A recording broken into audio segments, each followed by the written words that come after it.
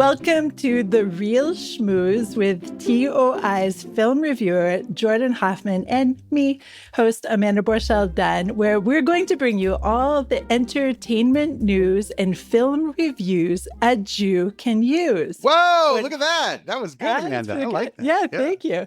Yeah, and this week we're also going to find the Jangle, the Jewish angle, in two news items, and we're going to talk about two films, Arco, which is coming out in theaters this week, and Thelma, which is now streaming on a screen near you. So, Jordan, first of all, what do you think about the name of our podcast, The Reel Schmooze? The Reel Schmooze is great because it is a pun, because it's R-E-E-L, because years ago, motion pictures were captured on film and then carted around on these things called reels. The kids today have no idea.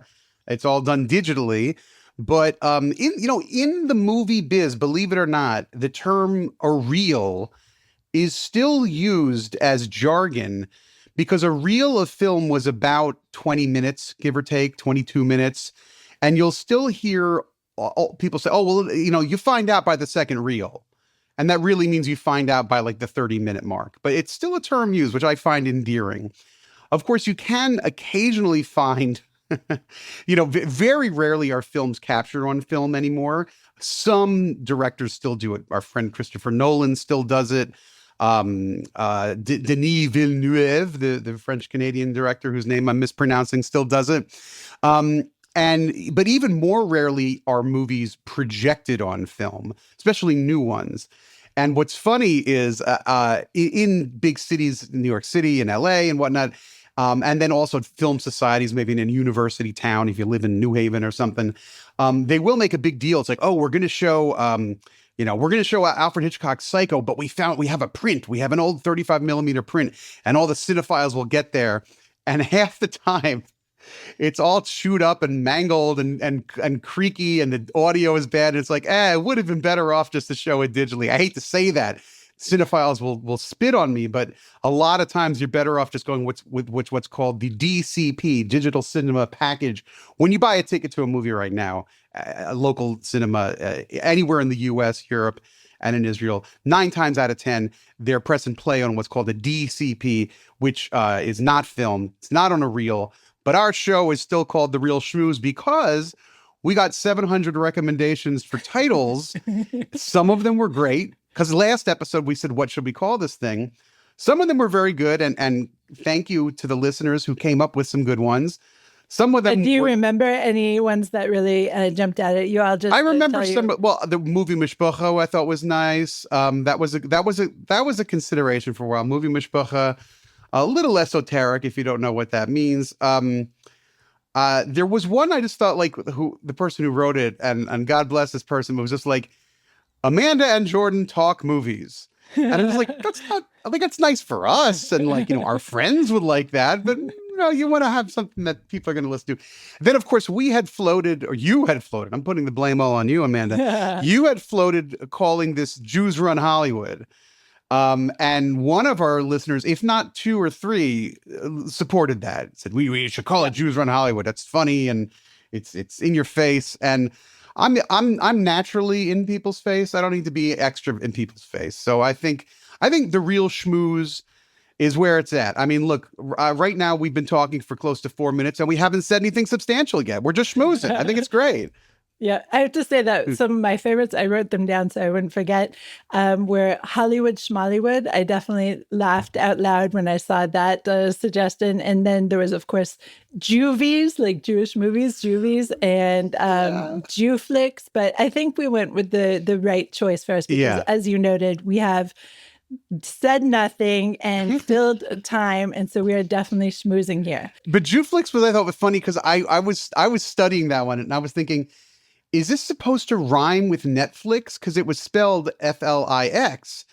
And I'm like, I was puzzled over it. And I was like thinking about it. And then what I said to myself was, no offense to the person who suggested Juflix. Thank you for listening. Actually, a couple of people suggested really? Juflix, but I didn't send you all of those. Yes. Okay. Well, to the people who suggest them, I love you. You're wonderful. And what made me think was that it was such a bad title that it might actually be good because it would puzzle people so much that they might want to listen in. But we're going with the Reel Schmooze, and that's the story. So, all right. So we will have more schmoozing after a break.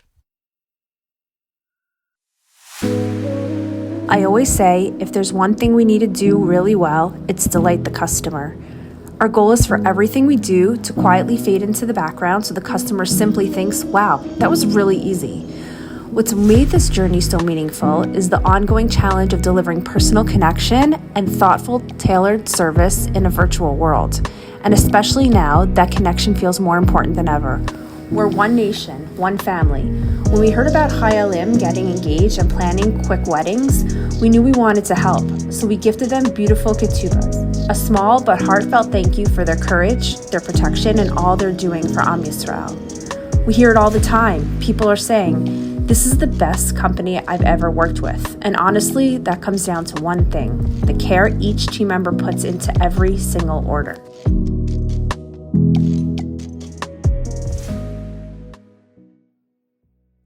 And we're back. I'm Amanda Borschel-Dan with our Times of Israel reviewer, Jordan Hoffman. So we have come to the first segment of our program, which is What's the Jangle? And what's the Jewish angle? What's the Jangle? So our first item is going to be about Jesse Eisenberg. And I actually saw his The Real Pain, I think it's called. Oh my God. Somewhat So recently. good. Great movie. Hated it. Okay. No. Maybe we'll talk about it at some point. But he made news this week, or recently at least, for a completely different reason while he was promoting his newest movie, which is called Now You See Me or something like that.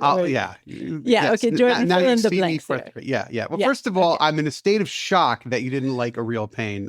Thunderstruck. Not only didn't like, hated it, I think would be the proper Did you find it phrase. offensive on a moral level about the Holocaust or something? Or okay, we didn't come to discuss that film. No. And maybe we will at a different next week. point. All right, we'll do it soon. We'll do it soon. For the record, I thought A Real Pain was a masterpiece. It's my favorite movie of last year. And what's the reason why I find this interesting is as a result of that film, I did get to spend a considerable amount of time with Jesse Eisenberg last year. I wrote a fairly lengthy profile on him for another news outlet, which is not Times of Israel. So I don't want to promote. Some called what?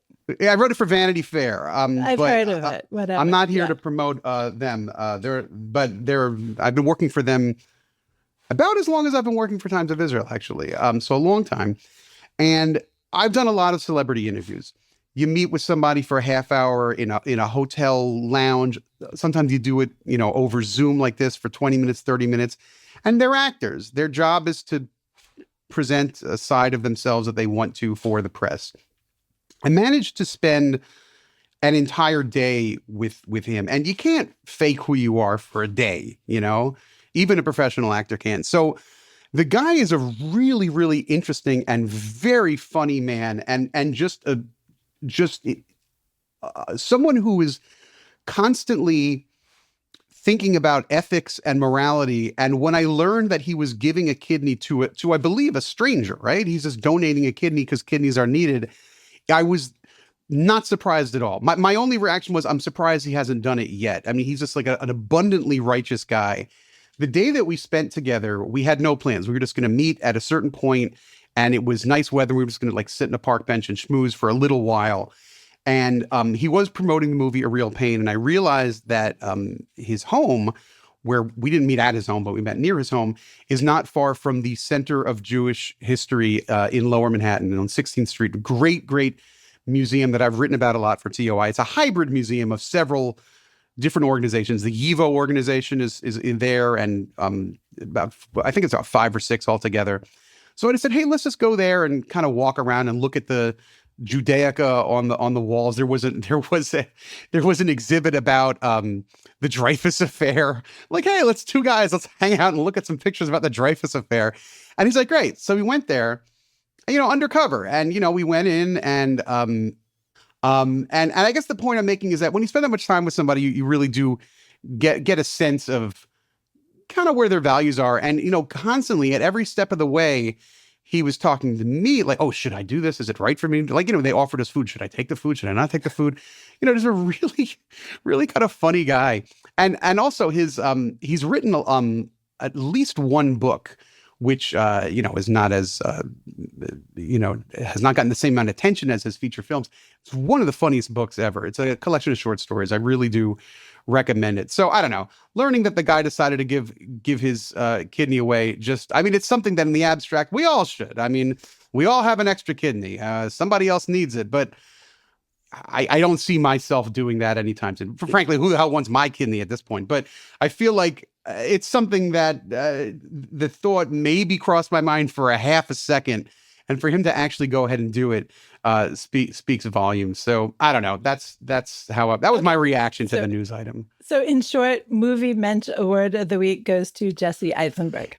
Okay, so let's move on to our second segment of the Jangle, which is not everyone is boycotting Israelis. Okay, so award-winning Israeli filmmaker Joseph Cedar is working on a new thriller called Useful Idiots, featuring Hollywood stars Meryl Streep and Sigourney Weaver, two of my favorite female actors for sure. So Cedar, of course, is an Israeli director who's made a lot of films in Hebrew here in Israel, all sorts of different kinds of genre. I mean, he made a war film.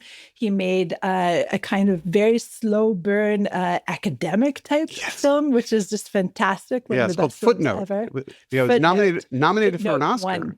One of the rare Israeli films to be nominated for an Oscar. Yeah. And really great. But I don't know, has he ever made a thriller before? Do you know, Jordan?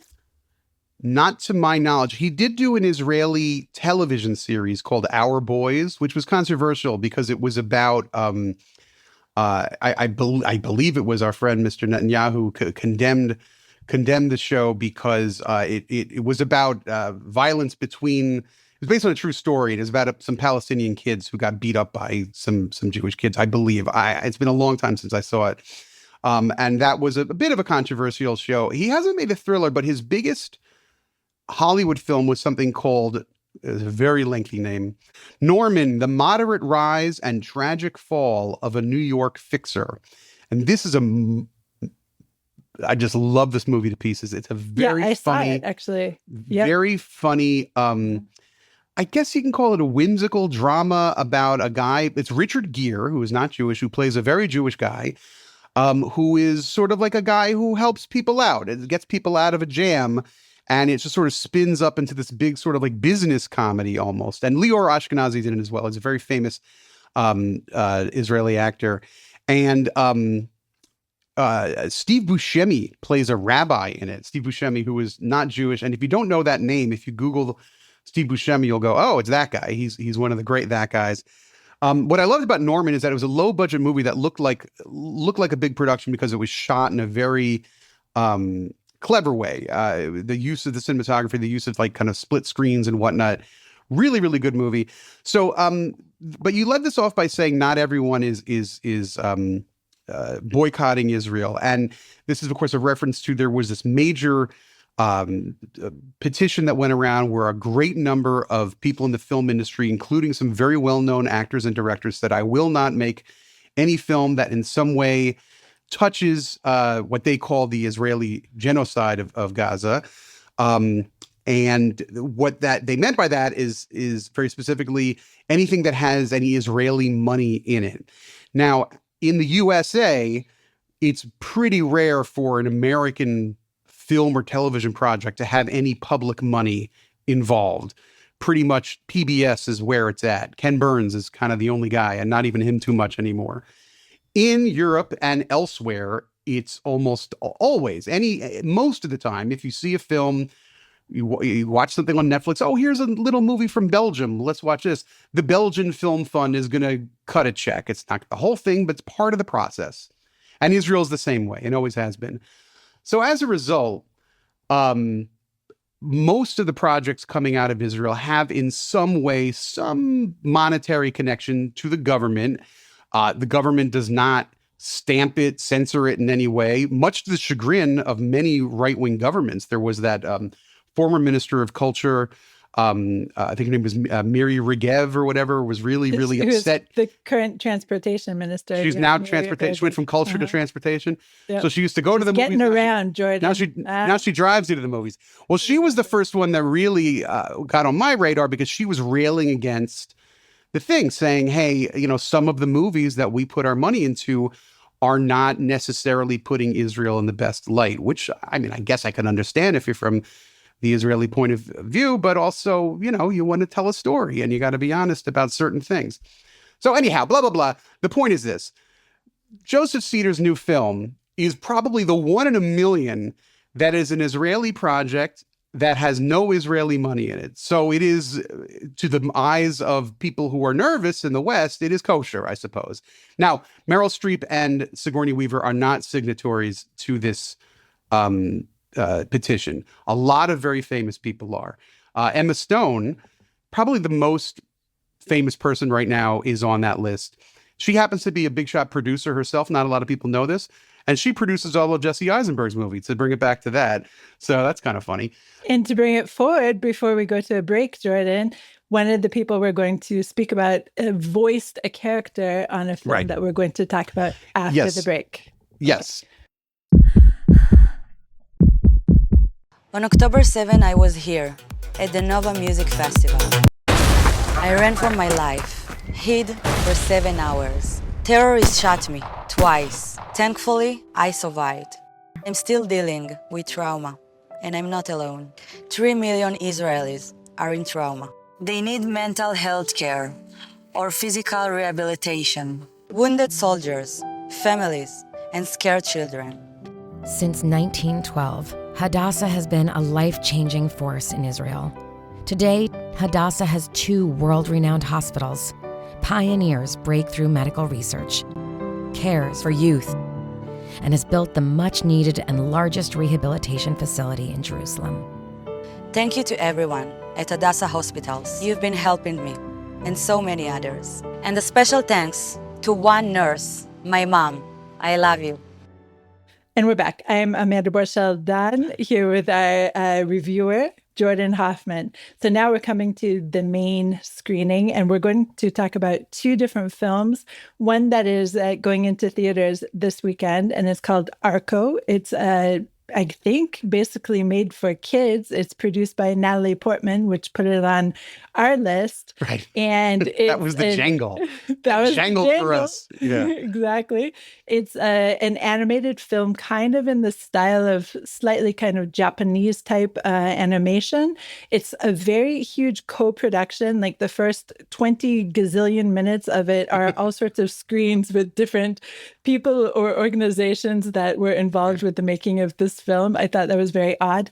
And let me just give you my quick take on it. I thought it was really weird. I thought it was like, what the heck is this kind of film? Because the premise is that this kid, a 10-year-old kid, dons some kind of rainbow suit in the year 2075. He lives in a treehouse, quite literally a treehouse. No, it's much later than 2075, like 2750. Oh, you're right. Actually, yeah, he's in 2932. Sorry about that. Yeah. And he goes back to the year 2075, which is, 50 years from now. So it's kind of the same, but many differences.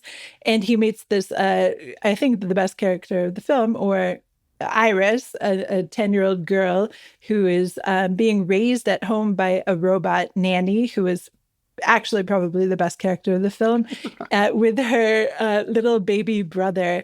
I can't remember his name, but it was just so strange, and I could not find much empathy for any of the characters. I'm a cruel mother of 7, I guess, and it just was so weird. It reminded me, actually, Jordan, of 2 different films. One, The Last Unicorn, which is also this trippy kind of film where you watch and you're like, what the heck is going on here? Mm-hmm. And also Kubo, but Kubo, I loved, actually. So it was kind of in between it. And just to give you the well-rounded, my husband's take, he was like, interesting. So that's all we have to say about this. Did any of the kids watch it with you? Because it is a kid's... No, I couldn't wrestle them up, but I would have to say, it's so dark that I wouldn't definitely show it to the 4-year-old. He would be scared and just not good for him. The 13-year-old maybe would watch it. I don't know, but everything is stupid at his age, so who knows? Yeah, the ending is a little dark. Well, yes. So it's a French film. And at some point along the way, Natalie Portman came on as a producer. And a lot of times for something like this, It's like, hey, I know a big star, and he or she will put their name on the project, and that'll help us promote it. And then a lot of times they are actively involved in the development of the story. And I believe that she was more active than not active. For example, when the film debuted at one of the sidebars at Cannes, she was there flying the flag and getting her photo taken, which is good for publicity. She's doing promotion for the film in New York City this week. So, but it is a very different type of animated film. I mean, I take a bit of a jaundiced view at a lot of the animated films that are pumped toward the youth these days. I've seen so many of these Minions films, and they are cute and they're funny, but they're so exhausting and they're so the same. I feel that, and even it used to be the Pixar movies were a cut above. They're really getting Inside Out Part 2 and Elemental. It's like enough already. They don't have any originality, and the look of it is so antic. And it's remarkable when something a little different comes along. There was one last year called The Wild Robot, which was similarly, it was American production, but it was similarly a little different and just had a different look. And so Arco does have what's called a 2D animation. So it's, it looks like it's hand drawn, like an old cartoon, not like the Minions. Have you seen any of the Minions movies? Do you know who the Minions are? Not only have I seen the Minion movies, I've probably seen them about a million times. Yeah. They're annoying. They're funny, but they get on your nerves after a while. They're screaming and yelling. They're cute little yellow blobs and they run around.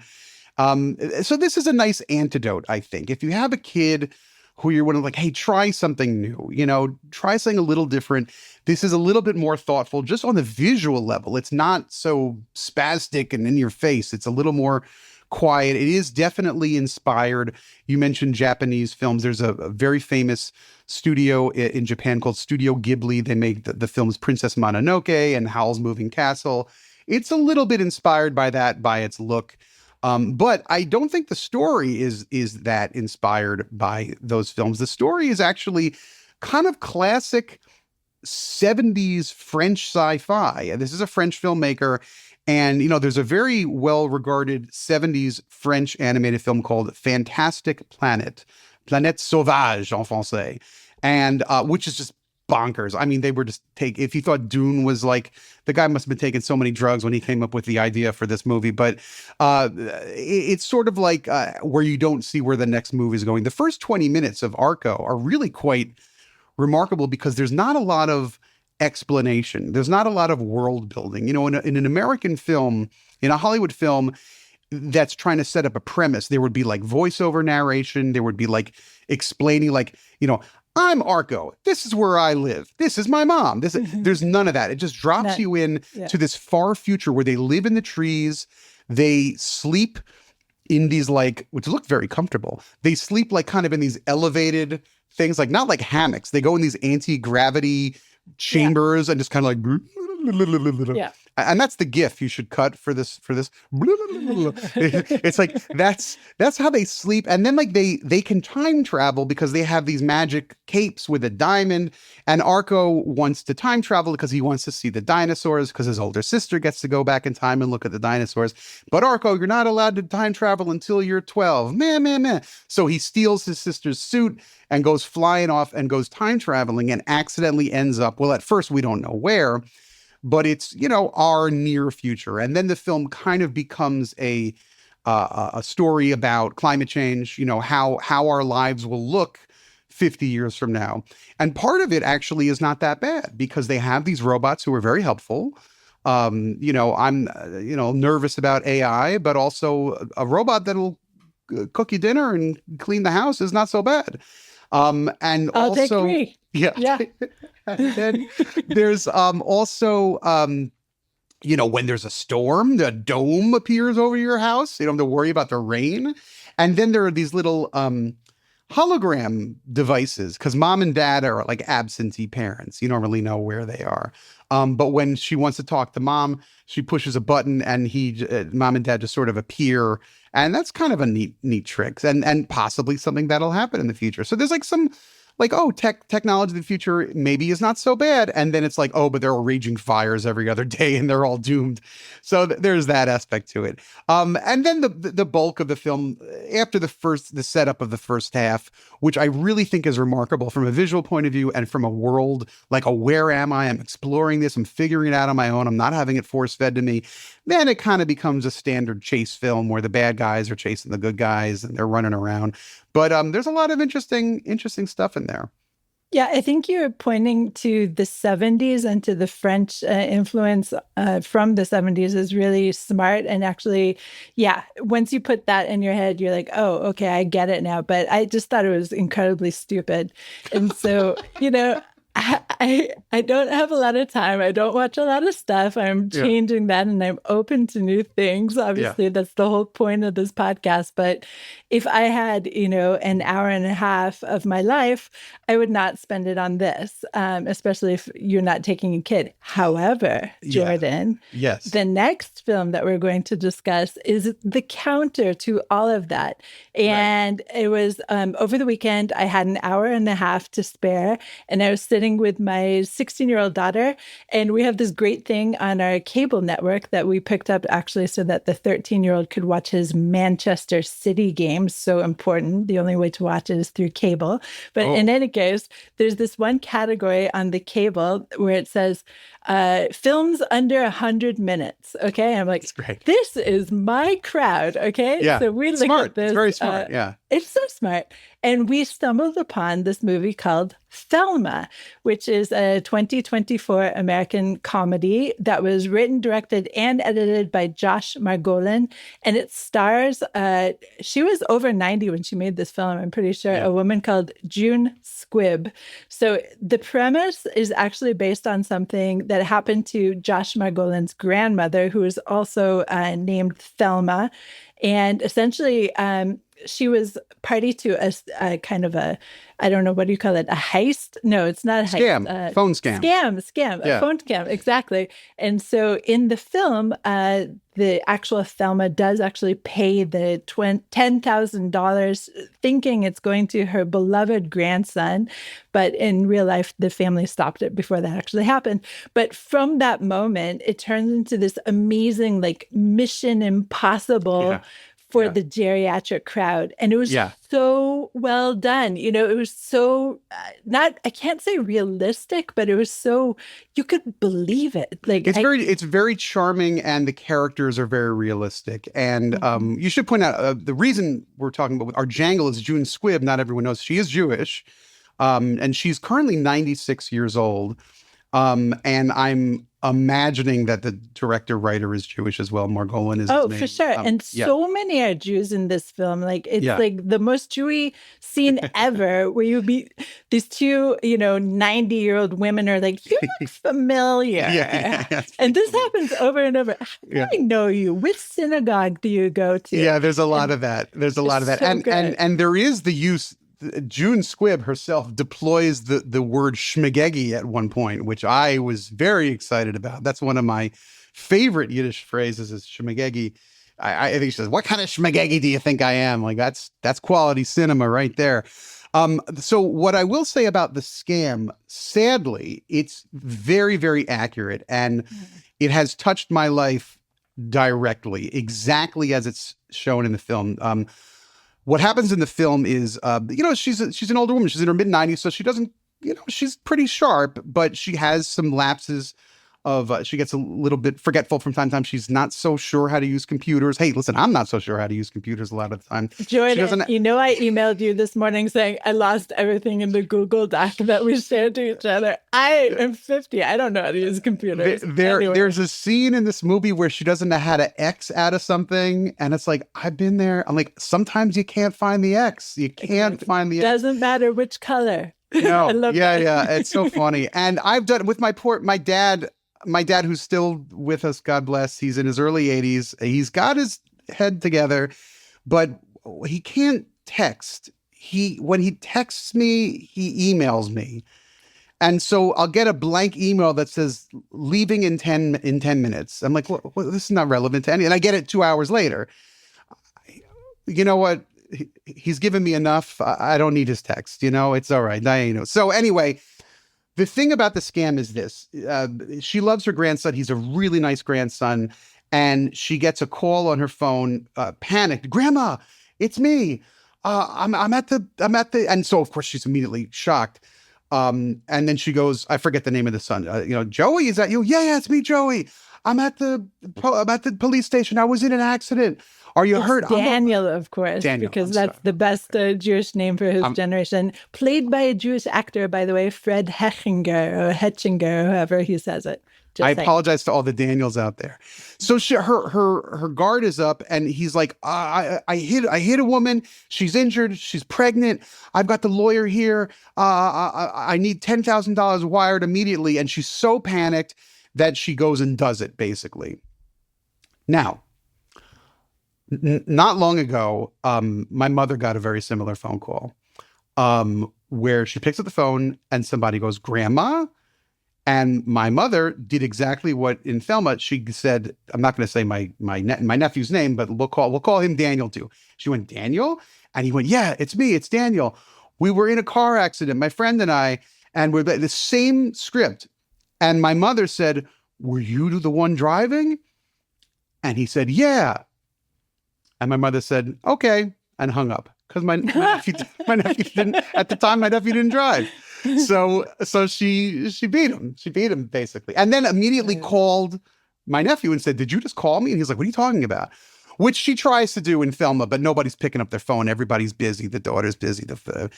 And it's, it happens. It's a real scam. So if you're listening, and if you haven't seen the movie Thelma yet, tell your parents if they're elderly, or tell yourself if you are might fall for a scam, that it's a real scam, that it just gets you in the moment, and before you stop to think, you've wired over $10,000, and it's a shame.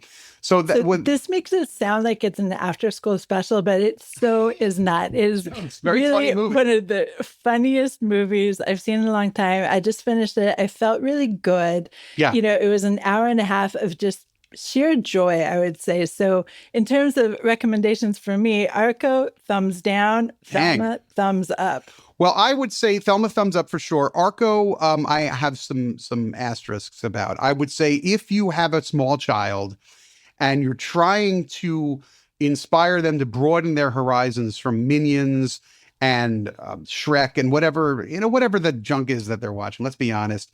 You could give this a try. And similarly do it with the Studio Ghibli films I mentioned earlier. It's just a little bit different. The colors are beautiful. The music is nice. There's a lot of flying around. It's not going to bore them too much. However, Jordan, I would say, weighing in as a mother, don't just sit them down in front of this and go off and cook dinner. Not like anyone in this conversation would do that almost every night. And so I would just say it could be incredibly scary to a lot of the kids. It depends how film. Yeah, I would say it's got to be at least 10 or so, right? I guess it depends on the kid. Yeah. Depends on the kid. It might be something that you take your nephew to. I got my nephew today. What the hell do I do with him? Well, I'll take him to see Arco.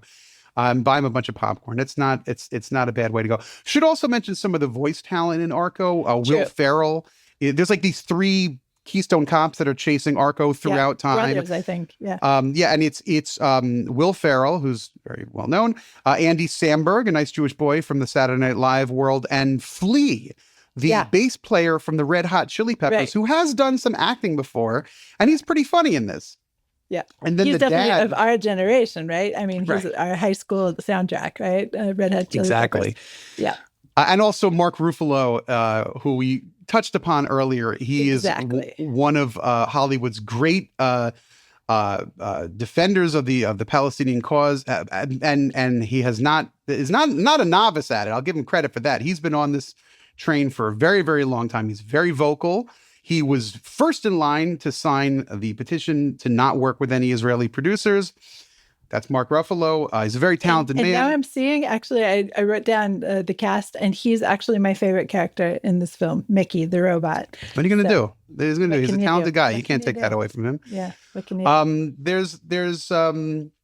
do? They could. just because they're boycotting Israel does not necessarily mean that we have to boycott them. Ooh. Okay, we're going to end on that note and ask our listeners, viewers, whether they think Jordan is right. Just because they are boycotting Israel doesn't mean we should boycott them. But actually, more seriously, we're going to ask you all for recommendations. And we so enjoyed your emails that came in this past week. Really, I was not expecting such great response. And we're thinking, right now, we're tentatively thinking about 2 films for next week. One of them is called Bad Shabbos, which came out in the spring, and I didn't have a chance to watch it, of course. And so we might be watching that one if we can get another review link. I've already asked for one. And Jordan, what was it's a Mel Brooks film. I can't remember what it's called. Yeah, to me, I feel like this is baseline for all Jewish education in cinema. We should really be watching History of the World Part 1, which is a masterpiece. And it is what the title says. It is about the history of the world from the caveman era to the future, not to give away the ending. Ooh. And it is all done through the enlightened prism of Mel Brooks's mind.